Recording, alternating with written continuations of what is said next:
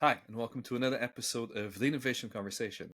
Today we are joined by Azzy Vera Cobos. Azzy, welcome to the podcast. Thank you. Thank you very much for having me. Azzy, would you like to introduce would you like to introduce yourself to the audience, please? Yes, of course. So my actual name is Azahara, but everyone calls me Azzy. I am the head of scouting and programs at Startup West Guys. Hmm. Startup West Guys is a global funds accelerator that invests in B2B startups all over the world. We have more than 440 startups invested in our portfolio, and we have very recently closed our exit number 20. And we work with startups all around the world. Hmm. But we specifically have people living, mostly living in Europe. So we are basically scattered around the world, working mostly remotely. Hmm. But we have our home in Tallinn, and Hmm. then other places where we feel like it's home as well, like Hmm. here in Malaga, where I am myself. Nice. I mean, so there's no connection with the mafia whatsoever, despite the name. No, not indeed. It's like Ricardo, don't make that joke. No, but I absolutely love the name. You mentioned something quite fascinating, which is you've had a lot of successful exits, which is not. I think it's always a really good success. I guess way of evaluating things because 20 is a really high number, so it's an excellent Yeah, number to have. yeah. Why do you think that is? What makes you so successful? Is there any type of philosophy your company follows to make that happen? Yeah, that's a great question. I think it comes to a combination of several things. We've been in the market for 12 years now. Hmm. We started in Estonia, so we obviously have we know that country is a small country, but with Hmm. lots of very promising, amazing founders. Yeah. So I think we started by connecting with really great founders in that country. Hmm. And I strongly believe in great founders actually connecting to other great founders.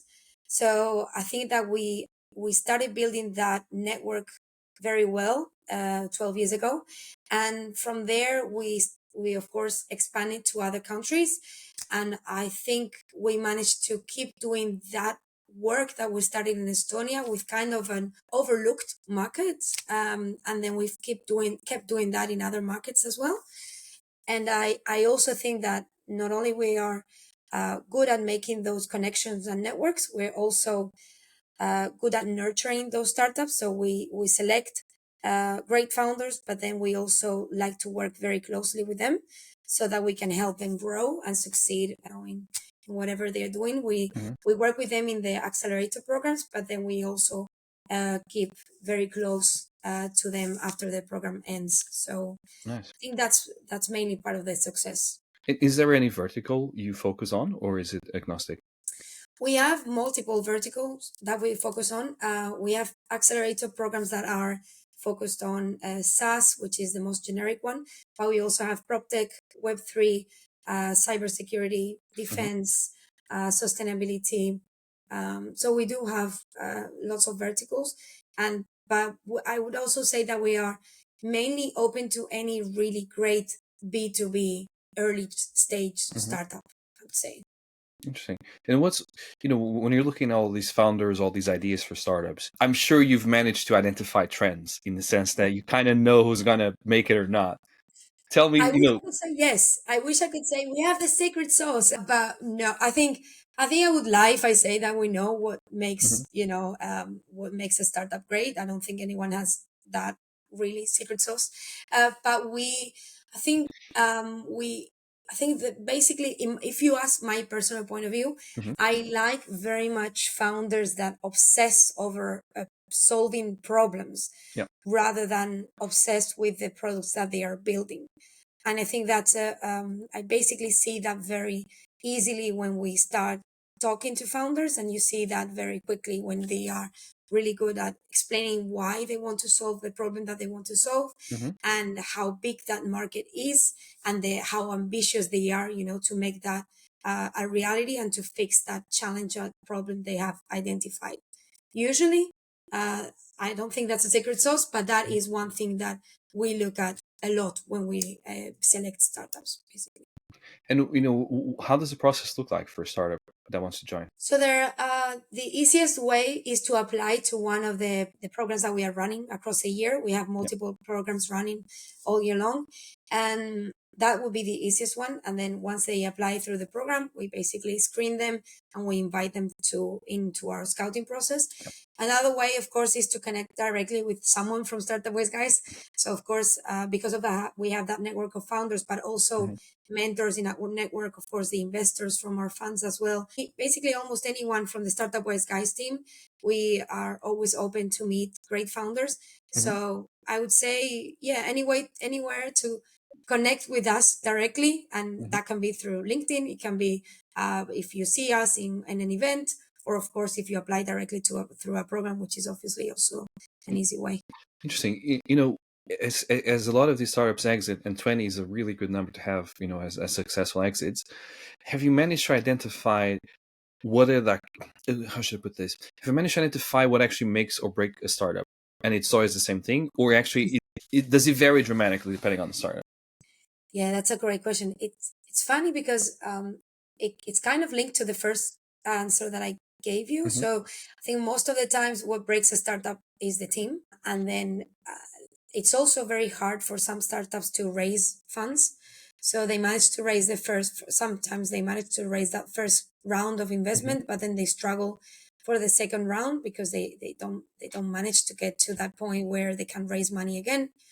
So I'd say first is the team to actually break through and resist through the highs and lows, especially the Mm-hmm. lows, the market constraints, and actually making the first sales, and not only those first sales, but being consistent in Yep. growing those sales. Usually that's also a thing that breaks startups, is when they don't manage to get that done well, which is also something that we help in our programs. We help Mm-hmm. them with their sales development and their sales marketing approach. So I think I would say basically those are the two key points. Three. So team, sales, and investment. So let's focus on the investment for now, because I'm always curious. I'm sure you get a lot of very cold emails asking for money straight away, right? So Yeah. what do you think it's the best way for a startup? And I know I have a lot of startups listening to this, to actually go out and raise capital. You mean when it's a cold outreach? When it's a cold outreach, because Yeah. what I find is it's easy for you to raise capital if you have already a gigantic network of people that have the Of course. availability to lend you the money or invest in your company. Yeah. Yeah. However, it doesn't always happen that way. And Yeah. especially when you're creating a new product that might not be the right product for your specific market. It might be the right product. Let's say you're in Yeah. Spain, you might be building something that works really well in the UK, Yeah. but you won't find investors in Spain willing to take that leap. So how do you manage that? What's the best Yeah, way to that's do a it? that's a great question. I agree that of course it's easier to raise funds when you have that network, or when you have someone connected to the person that you need to Mm-hmm. talk to. But when it's a cold outreach, for me, usually what helps is when that email that you send out, or that Yep. message that you send out through LinkedIn, actually has something that really makes me want to know more. So you A hook. can You need a usually hook. Yeah. sometimes startups, what happen with them is they tend to send really long emails with everything they want to achieve, and and their dreams and everything. Most of the times we don't have time to read really long Mm-hmm. emails with all the startups that approach to us. So I would say usually what helps me is when you are very straight, reached out to me very straightforward with what you offer. So usually you should know who you are talking to. So if you know that we are looking for B2B early stage startups that invest in these specific verticals, Mm-hmm. and if you know what we do, you should be able to tailor that message accordingly as well. So, Yep. hey, we are a B2B SaaS startups. We've started doing this. This is the kind of traction that we've achieved so far, Mm-hmm. which it means you can either have, revenues, or if you don't have revenues, what kind of metrics you have to demonstrate that you have Yep. something that is already kind of validating in the market, and then just leave me hanging there, leave me wanting to really know more about you. So if you've managed to, if you are raising funds, but you've already started raising part of those funds, and you have maybe 20% of the total investment closed, or Mm-hmm. something that says to me that that if there might be something appealing there. Sometimes some people also attach like a short video with their product demo. Hmm. That's fine, but what I would say is just make sure that in a few bullet points you tell the key things that are going to leave me wanting to meet you and wanting to know more. Interesting. So it's all about delivering a message that it's captivating, isn't it? Yeah, yeah, Mhm. and yeah, and making sure that if you have, this is funny because sometimes startups have metrics that Mhm. they've started collecting, but sometimes they don't share them straight Yeah. away. And for me, sometimes it's funny because I always tell them, just tell me, everything that you have achieved so far, because that's how I know if you have something that is appealing in the market. Because we don't invest in at the idea stage. We Mhm. invest when they already have an MVP or an idea that it's already started to be validated in the market. So if you are at the point, you should have something to show me. Yeah, exactly. Yeah, and I think it's really hard to invest in just an idea, isn't it? I mean, you must really believe strongly in that founder or that team to just say, "Hey, here's my money. Go and create something. Build an MVP with just an idea." It's like, well, hold on. I've seen it. Hmm. And I mean, sometimes it's because that founder is a second time founder. Okay. And then you already know that he's already done it one time, and either he did a successful exit, or he just was very good building product, but that first product didn't make through because Hmm. it wasn't the right time, it wasn't the right market, whatever that is. So I've seen I think right now it's way more rare than a few years ago, Yeah. when it was much easier to raise money that way. Right now I think you need to be, yeah, you need to show that you have really an amazing idea, or you're really great building products, and you have that track record, and you can, yeah, you can tell others, hey, I'm building this, Hmm. I'm about to build this. If you jump in now, it's perfect timing. But Now, I would say that that is a very rare, very rare. at least in our case, it's definitely very rare. Mhm. But in general, in the industry, I've seen that that is less and less common than it used to be 5 or years ago. Interesting. What do you think? We mentioned team and sales, two things that I'm quite passionate about. Mm, Um, when it comes to team, is there any tips or tricks you have that make it work better? Because ultimately, at least when you have two founding members, it comes down to it actually being a relationship, and you end up yeah. spending more time with that person than you spend with your loved ones, especially when you're building Yes. stuff. So how do you manage that? Have you found the magical formula that kind of works, or it's always it's like any relationship? I mean, Yeah, I don't think there's a magic formula. What I usually see working very well is when those two people, assuming there are hmm. two, they know each other for a very long time, either from, they've studied together, they've worked together, they've done other projects, even, Hmm. not even related to startup world, together. So, they've gone through, the important thing is that they have they have had arguments before. So Mm. they know how to get through that, and also they've gone through tough times together. That ideally, that's usually something that helps, because it's going to happen eventually in a Yeah. startup as well.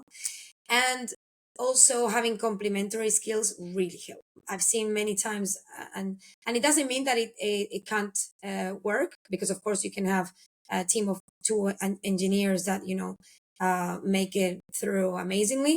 But usually the great combination is when you have one very good tech one, and then when you have someone really good in sales and business. Mm. Usually that combination is the best. Of course, it's a very difficult combination. Yeah. Sometimes it doesn't happen both at the same time, but ideally you should have someone very good building the product and someone very good at selling the product. Mm. Which brings me to my next topic, which is actually sales.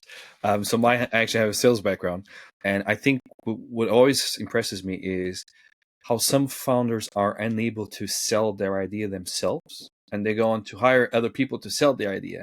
And for me, it's always been a pet peeve. And like I always know if there's a sales position open and the founder is asking, "Can you come and sell my idea?" It's not going to work because the Yeah, founder needs to sell. But what's your take on this? What do you think?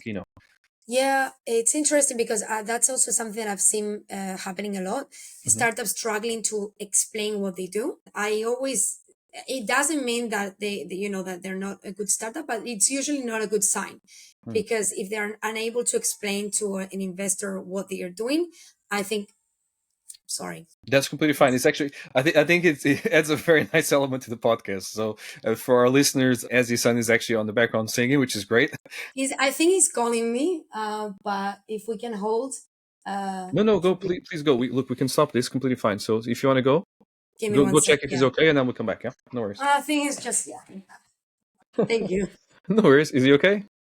Yeah, he's totally fine. He's just he was watching a basketball game and he's Hmm. like, and it ended. So Nice. All right. You ready? Should we get started? I'm Cool. Let me mark this here again. Okay, so for our listeners, we just had a little break. So as you can check out on our son, we're back on. So we're talking about sales team and also actually reaching out to investors. Yep. Now I'm curious about what do you think about what's actually happening right now. Interest rates are going down as we speak. There's Yeah. always a lot of conversations about how hard it's actually to raise funds. Yeah. From your side, from your perspective, what do you think? Is this a good moment or a bad moment? It's a difficult moment. I wouldn't say it's bad because I think it was worse before. Mm-hmm. I think it's getting better, but it's still very hard. We see in the market overall that kind of a lot of people are really, struggling to raise these funds. But I think it's gonna eventually get better. It was way worse 1 year ago, so I think it's gonna get better eventually. I'm curious on something else, which is, you mentioned that you're founded in Estonia. Now you also have Yep. offices in Spain. I mean, Yep. you have a pretty big European network of startups coming your way. How relevant is it for a startup to actually think outside of the box or outside of their specific country and go elsewhere? Also, do you think that's easy to do or not so much? Yeah, that's a great question. It's funny. I've seen trends. Mm-hmm. So for some countries, they always start with their own country, Yeah. and then eventually, when they've managed to break through in their country, then they think, to go outside of their Mm-hmm. country. For other countries, it's the opposite. They always think outside of their country first. So, for example, for really small countries like, say, Lithuania, Estonia, they usually think outside of their country first, Yeah. and they usually have a more global mindset first, and I think it's because of the size of the country. Whereas, for example, countries like Spain or France or Turkey, Mm-hmm. they usually always think of local first, Yeah. and then, if they break through, then they think about going outside of their countries. But as an investor, when you look at Spanish startups, would that be a Yeah. criteria, for example? Because I ended up talking with a lot of startups because obviously we run a lot of events in Spain, and I think they're kind of struggling to break away from the Spanish market. What do you think? Well, for us, we are global. We look for scalability. So if you don't have a global mindset to go outside of your country, Yeah. then we are not going to invest, essentially. Okay. But Interesting. I would say it's not just us. Overall, I see that they usually struggle to find investment if they don't have a global mindset. Interesting. So it's all about think globally, act locally type of thing, right? Yeah, I mean, it's fine to start in your own country. I think it makes sense. Mm-hmm. But you should have if you are a startup with ambition to grow, you should have a plan to go beyond your country as well. When you see all these founders and they're kind of struggling, what do you tell them? Because I'm always curious, because startup life is crazy. You have really good moments and everything is amazing, and then you have a horrible week. The world's gonna fall apart. Oh my god, I don't know if I can live another day. So what do you tell people when that happens? Bless the founders. I mean, I feel their pain because I understand how hard it must be, to go through those highs and lows. I feel proud of our team because we are very well connected to our startups. I'd say our CEO Cristobal, like, talks on WhatsApp with so many of them, startups from our portfolio that have been invested, with us since the first year. So, and they still, if they are feeling like they need help, or they need someone to help them with a specific challenge with whatever might be for an investment round, but it can also be for, I need an intro with a client, or Mm-hmm. and I feel specifically proud that our founders feel that we are very close to them. So if they need our help, we are Mm-hmm. there to help them. basically. Interesting, which brings me to my next question. As a founder, and this is a bit of a tricky question for you to answer, but as a founder, let's say you have a lot of opportunities on the table in terms of VCs, who to pick. So, what do you think should be the criteria for a founder and the questions they should ask from a VC fund to understand actually is this a good partner to work with or not? Yeah. Yes. I personally think that a relationship with an investor is going to be for like potentially longer than any other personal relationship, longer or stronger, should I say. Mm-hmm. So you probably are going to have really tough conversations with that person. You're gonna have to report to that person like on a monthly basis. So I think in some occasions it can be tougher than your own personal relationship with your partner. Mm-hmm. So I think it's important that you choose, if it's important for your personal life, to who you want to partner with Yeah. in your personal life. In this case, I think it's the same. It's as important as that, because for most founders, their startups is their own dream. So I think for me, and everyone talks about this, and but I think it's the way it should be, is you look out there for smart money. Hmm. And smart money is not just money, is how can these people help me, in which way? And it can be in many ways. It can be because they have a strong network in a specific industry that I need, or it can be because they're going to help me with the next round of investment as well, and they're going to they're going to be available for me when I need help and I need support. It needs to be something beyond the money itself, because the money fades, and once you've already requested it, then that's it, that's all you get. So Hmm. I think founders should basically think a lot about who they put in their cap table, and they should ask many questions before accepting who they add in their cap table. They should also ask other founders from that network, Mm-hmm. how is your relationship with these people, how was the whole investment deal, how did they treat you in the process, how they are they treating you now. So we, for example, when we get startups to join us in our programs, we always ask them to talk to other founders that are in our portfolio network, Hmm. so they can firsthand hear from those people how they went through the program, but also how they are right now after the program. And I think that's important. I would do it as a founder. I Interesting, would talk to people around the investors. because it's always matchmaking, isn't it? It goes both ways. Yes, yes.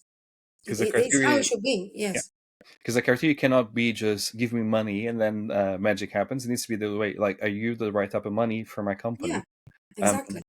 Because I know a couple people that what they do is they take 50% of the company and then say, here you go, here's the money. And I'm just thinking that's Oh, crazy. You wow. don't want to have Mm, do that, especially at yeah. seed stage, because you're No, gonna it's terrible. Yeah.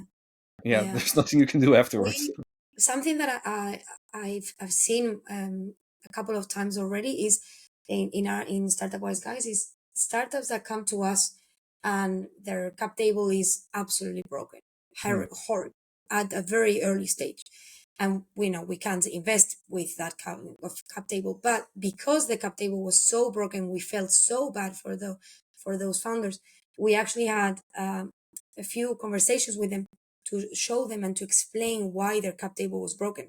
We Hmm. were not going to invest, but at least we felt like these guys deserve to know what's happening with their cap table. And even if we are not going to invest, so they know in which state they are, because they obviously haven't been very well, Yeah. advised. So I think we place I place pride in that we always think founder first. Hmm. And even if we are not going to invest, if we can help, and you are in the process with us, we're going to help you. And what does a healthy cap table looks like?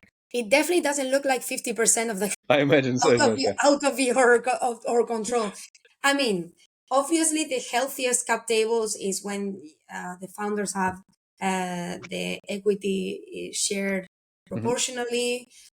When if they have investors already in the cap table, that they haven't lost, of course, control of that of Hmm. their own company. So obviously, definitely owning way more than 50% of your company when you are at an early stage. So and not having a ridiculous amount of investors in that cap table from the very beginning. I've seen cap tables with a very, very long list of investors, which in basically means when it comes to a point where you have to have board meetings or when you have to make decisions, I mean, those things obviously can be legally bound Mhm. in contracts, in the agreements that you sign, but it usually makes it messy. And what, in terms of the legal standings, do you think there's I know you have multiple operations in Europe, but is there a better geography to run the startup than the other one, or it's all pretty much the same? I mean, there are countries where they have more help, from government side to Hmm. build and to create startups. So I know Estonia is a great example of a country where you can very easily set up a startup and set up a business. Other countries are more difficult. I'm aware there. I don't want to get in trouble, but I know that other countries are not as easy. What I would always say to startup is, once you are building a startup, and once you have your team that you want to do it with, just get a lawyer first. Go to a lawyer and make sure that you sign that agreement with your co-founders, and that you have a lawyer who is an expert that can help you assess once you have your first investors on board as well. Like, I think a lot of founders underestimate the importance of having legal help from the very beginning, because I think it can save you from a lot of issues in the future.